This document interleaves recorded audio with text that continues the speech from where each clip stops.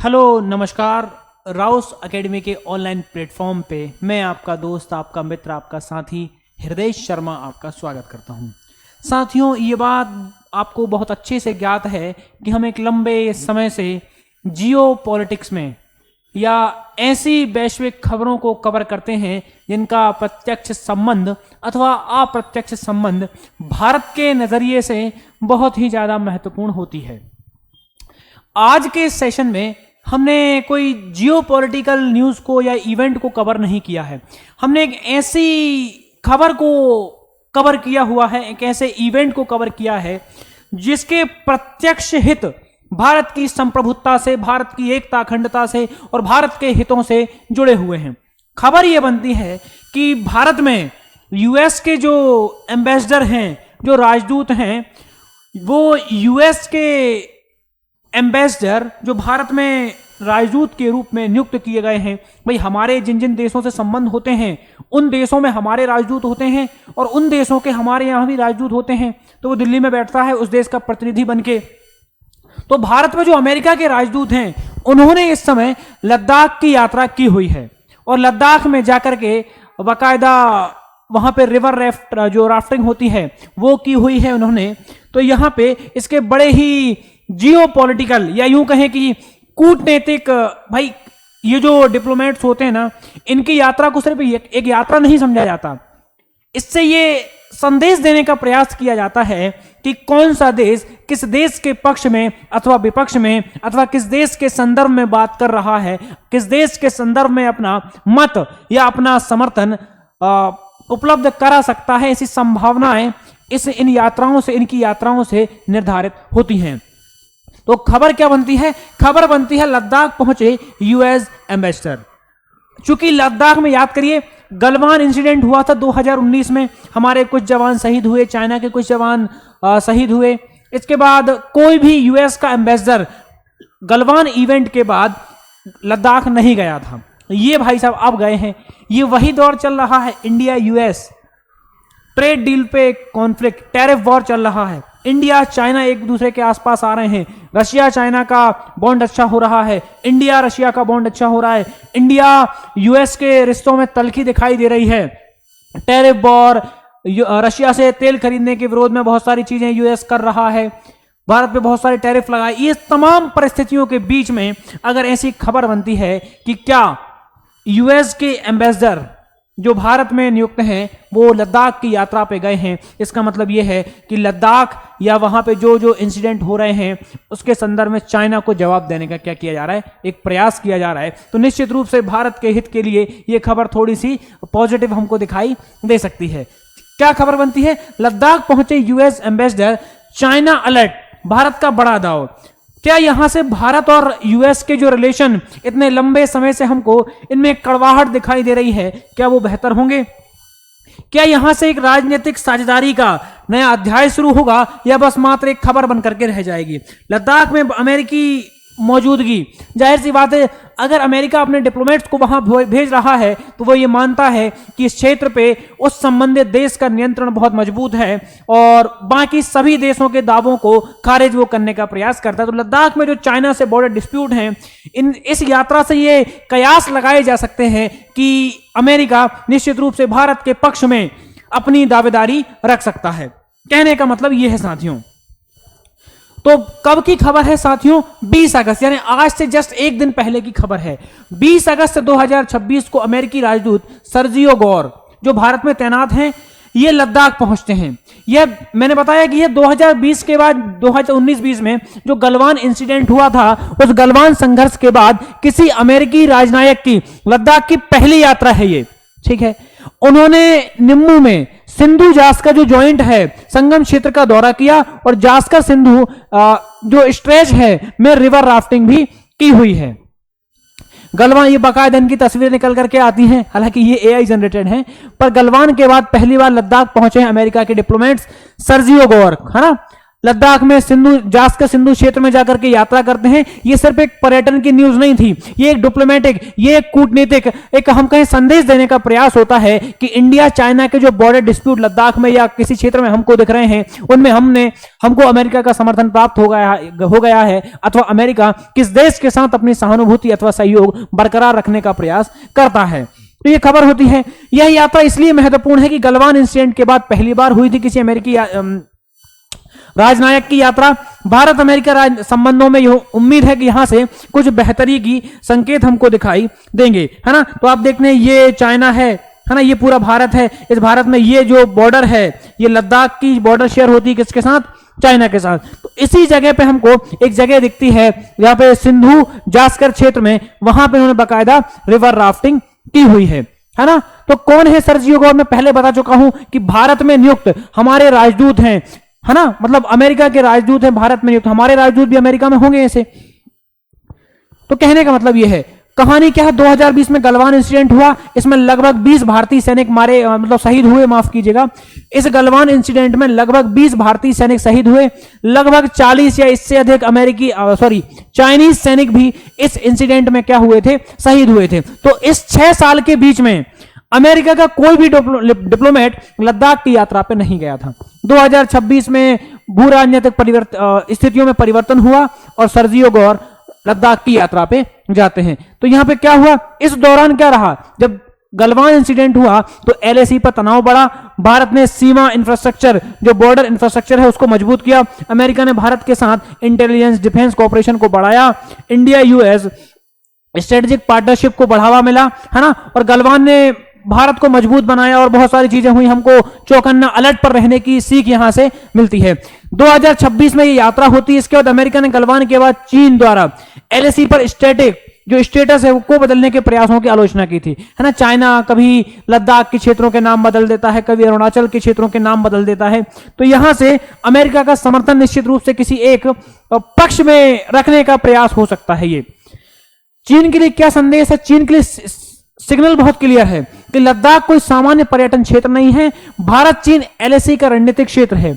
अमेरिकी राजदूत का यहां पहुंचना यह संदेश देता है कि भारत की हिमालयी सुरक्षा और इंडो पैसिफिक सिक्योरिटी अब अलग अलग मुद्दे नहीं हैं, है ना। अगर अमेरिका इंडो पैसिफिक में भारत को भाई साझेदार रहेगा, तो मतलब दोनों जगह रहे। ऐसा नहीं है कि जहां आपका हित है आप भारत को रखो और जहां हमारा हित है आप भारत को दूर कर दो। तो साझेदारी चलेगी तो साझेदारी ही चलेगी, ऐसा मतलब।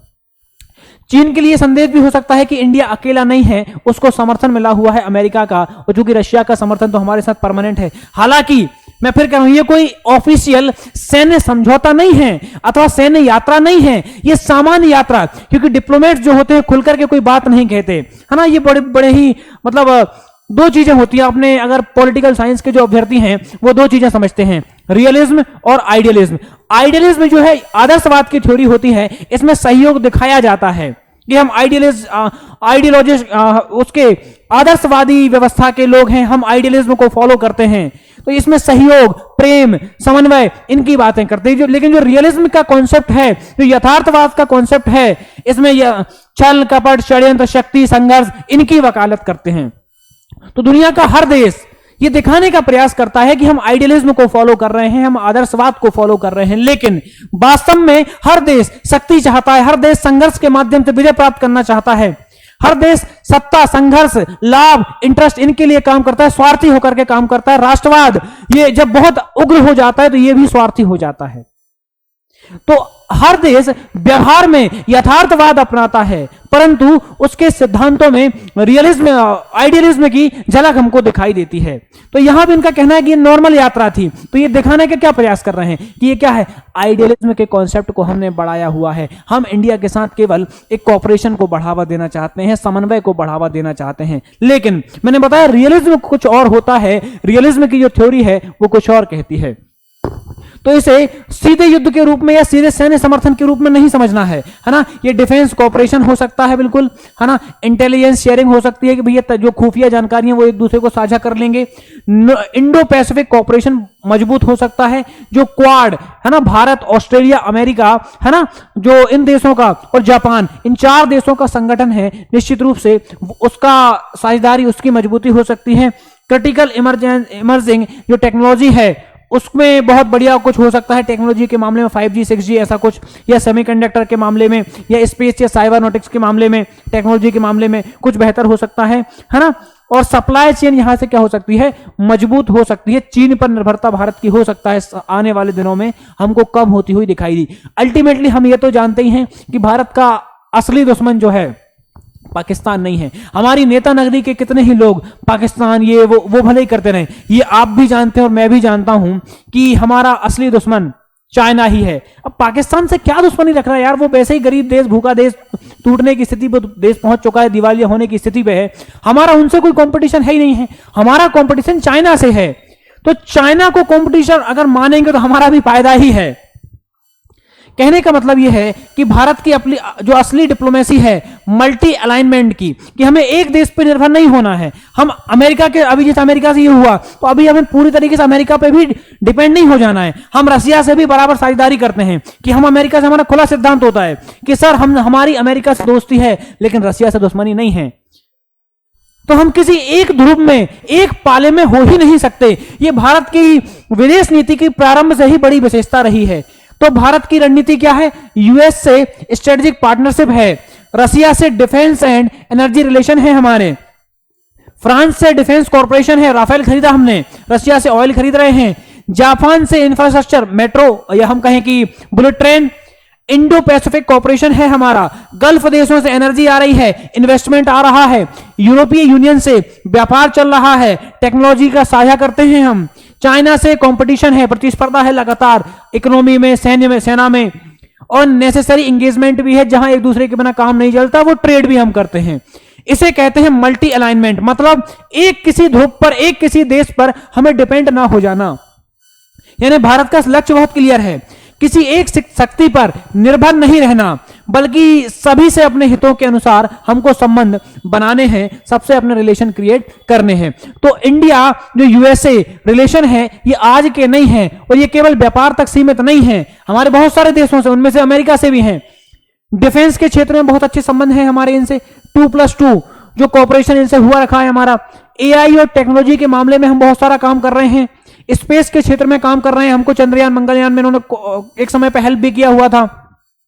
इंडो पैसिफिक का बहुत बड़ा पार्टनर अमेरिका भारत को मानता है, और है भी, क्योंकि इंडो पैसिफिक, हिंद महासागर में भारत से बड़ी कोई शक्ति नहीं है। सेमीकंडक्टर के मामले में चाइना, मतलब भारत का चाइना बढ़िया काम कर रहा है, अमेरिका कर रहा है। चाइना हमारा कॉम्पिटिटर है, तो हम सेमीकंडक्टर के मामले में अमेरिका से संबंध बढ़िया बनाना चाहते हैं। एनर्जी के मामले में अमेरिका से कोऑपरेशन चाहते हैं। दवाइयों के क्षेत्र में भी सहयोग है, ट्रेड और इन्वेस्टमेंट में भी हमारा बहुत सारा सहयोग इनके साथ बना हुआ है। इन्होंने भी कहा है, अमेरिकी राजदूत जो गौर साहब हैं, इन्होंने कहा है कि एआई और defence corporation Bharat America partnership के महत्वपूर्ण क्षेत्र हैं, ऐसा इनका कहना है। लेकिन चुनौती भी है, व्यापार।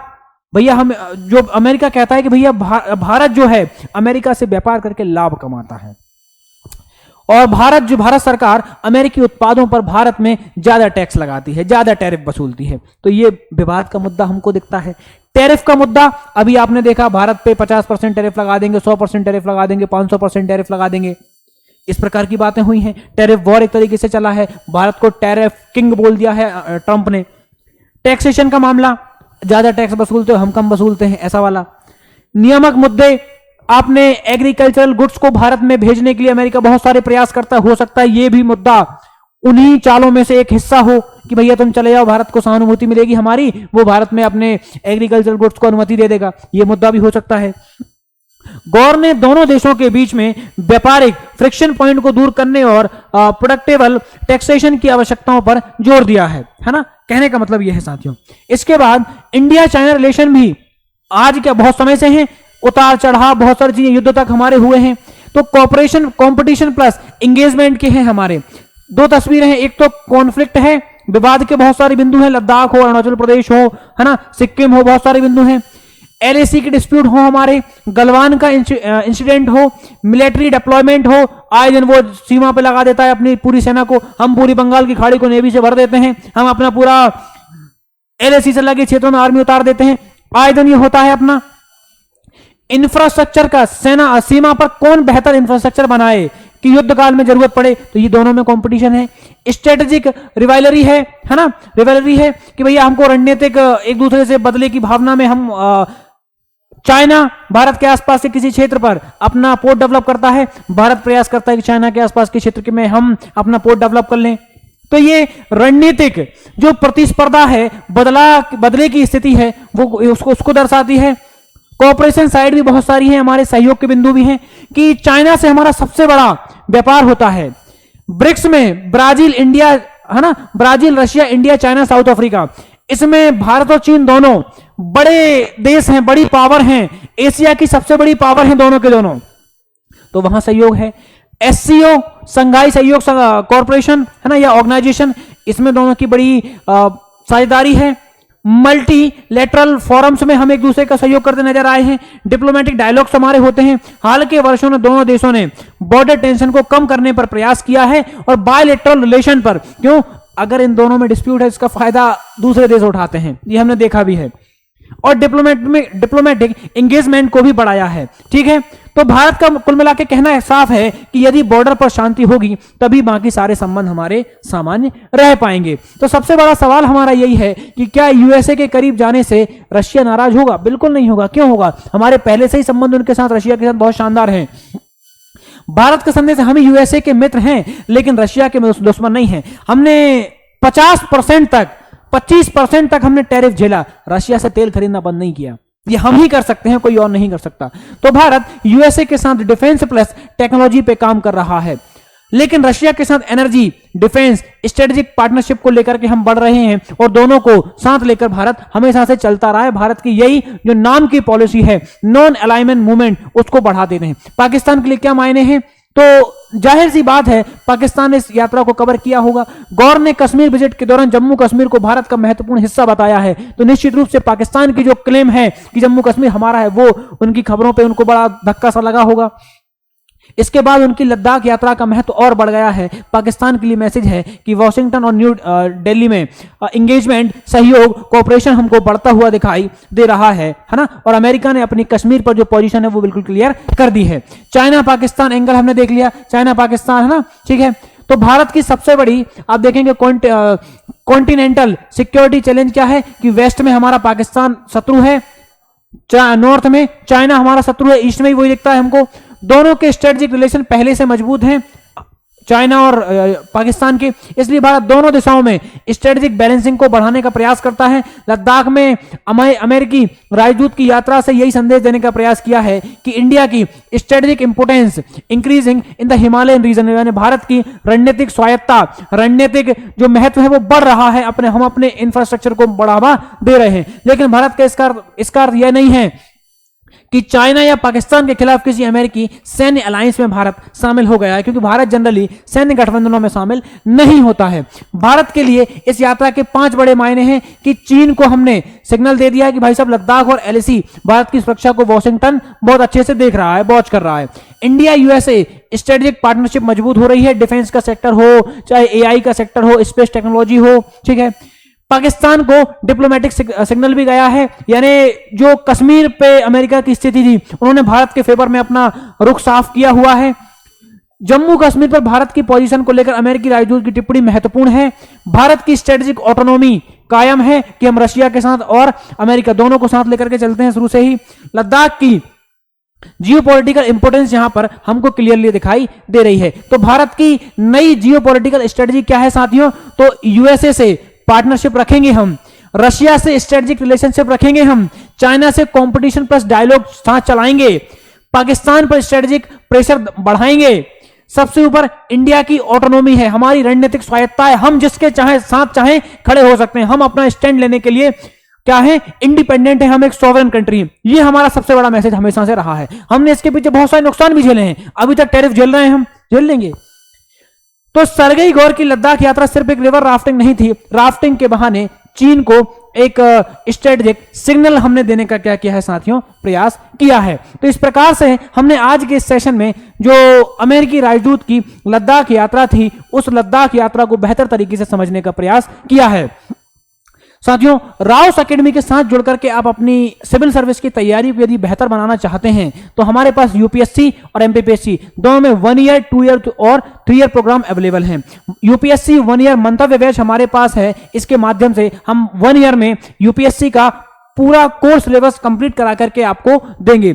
यूपीएससी संपूर्ण बैच 2 ईयर प्रोग्राम हमारे पास उपलब्ध है। इसमें 1 ईयर में हम आपको एनसीईआरटी बेसिक की तैयारी करवाएंगे, सेकंड ईयर में प्रीलिम्स, मेंस, है ना, और टेस्ट सीरीज, आंसर राइटिंग, ये सारी व्यवस्थाएं करवाएंगे। यूपीएससी सिद्धि बैच 3 ईयर प्रोग्राम के माध्यम से हम पहले साल में एनसीईआरटी बेसिक कवर करवाएंगे, सेकंड ईयर में यूपीएससी का कोर्स सिलेबस कराएंगे और लास्ट ईयर में आपको टेस्ट सीरीज, आंसर राइटिंग और मॉक टेस्ट, ये सारी चीजें आपके लिए उपलब्ध कराएंगे। एमपीपीएससी की तैयारी भी यदि आप करना चाहते हैं तो आपके लिए हमारे पास एमपीपीएससी 1 ईयर, 2 ईयर और 3 ईयर प्रोग्राम उपलब्ध है। एमपीपीएससी मंतव्य 1 ईयर बैच में यदि आप जुड़ते हैं तो आपको 1 साल में एमपीपीएससी का पूरा कोर्स सिलेबस करा के दिया जाएगा। एमपीपीएससी संपूर्ण 2 ईयर प्रोग्राम से अगर आप जुड़ते हैं तो आपको पहले साल में एनसीईआरटी बेसिक, करंट अफेयर, ये सारी चीजें कराएंगे, कोर्स सिलेबस कराएंगे, है ना।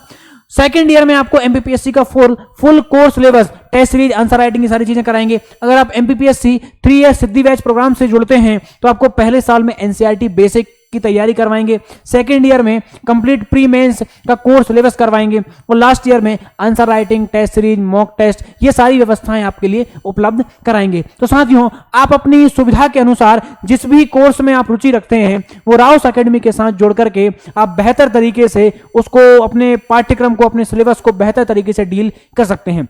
अगले किसी सेशन में इसी प्रकार के एक और मुद्दे के साथ मिलेंगे। तब तक के लिए थैंक यू, जय हिंद, धन्यवाद, नमस्कार।